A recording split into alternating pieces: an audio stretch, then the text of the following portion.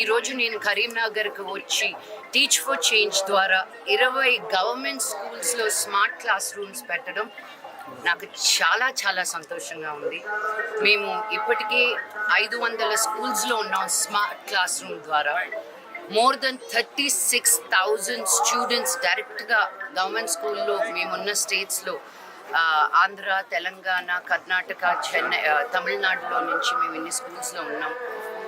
మా ఉద్దేశం ఏంటంటే ఒక ప్రైవేట్ స్కూల్కి వెళ్ళే పిల్లలకి గవర్నమెంట్ స్కూల్కి వెళ్ళే పిల్లలకి ఏ తేడా ఉండకూడదు అని.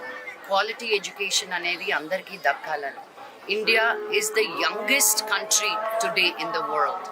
యంగెస్ట్ కంట్రీ అంటే యంగెస్ట్ పాపులేషన్. మనం కానీ మన కాన్సన్ట్రేషన్ మన పిల్లల మీద పెట్టకపోతే మన ఫ్యూచర్ అనేది చాలా డేంజర్లో పడిపోతుంది. అండ్ మన major amount of students government స్కూల్స్లో ఉన్నారు కాబట్టి వాళ్ళని ఎక్కడా నెగ్లెక్ట్ చేయకుండా వాళ్ళు కూడా మన బిడ్డలే అనుకుంటూ మనం గవర్నమెంట్కి సపోర్ట్ చేస్తూ ముందుకు వెళ్ళడమే టీచ్ ఫర్ చేంజ్ ఒక ధ్యేయం.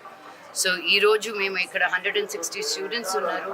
Primary school education 3rd, 4th and 5th గ్రేడ్స్లోనే కాకుండా మాకున్న flagship programs, voluntary based programs అని చాలా ప్రోగ్రామ్స్ జరుగుతాయి టీచ్ ఫర్ చేంజ్ ద్వారా. సో ఈరోజు మేము స్మార్ట్ క్లాస్ రూమ్ ఇక్కడ ఓపెన్ చేసాం. 20 స్కూల్స్ కరీంనగర్లో. యాదాద్రిలో పోయిన సంవత్సరం 50 స్కూళ్ళు ఓపెన్ చేశాము. ఈ సంవత్సరం ఇంకో 50 స్కూళ్ళు తీసుకున్నాము.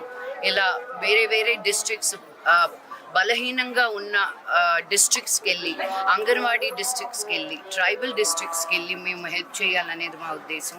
ఎందుకంటే అట్లా ఒక సిటీకి అనేది ఎవరో ఒకరు మంచి చేయడానికి ముందుకు వస్తారు. కానీ ఇలాగా దూరంగా మన సిటీస్కి దూరంగా ఉన్నప్పుడు అంతే కాన్సన్ట్రేషన్ ఉండదు అని నేను రియలైజ్ అయ్యాను.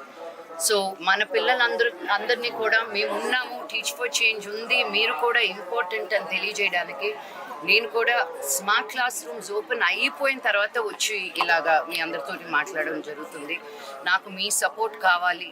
ఎందుకంటే ప్రెస్ అనేది మీరు బయటికి చెప్తేనే ఈ ఊరి నుంచి చదువుకున్న వాళ్ళు, బయటకు వెళ్ళిన వాళ్ళు మళ్ళీ ఈ ఊరికి ఏదో ఒకటి చెయ్యాలనే ఒక ఆశ రావాలనేది మా కోరిక.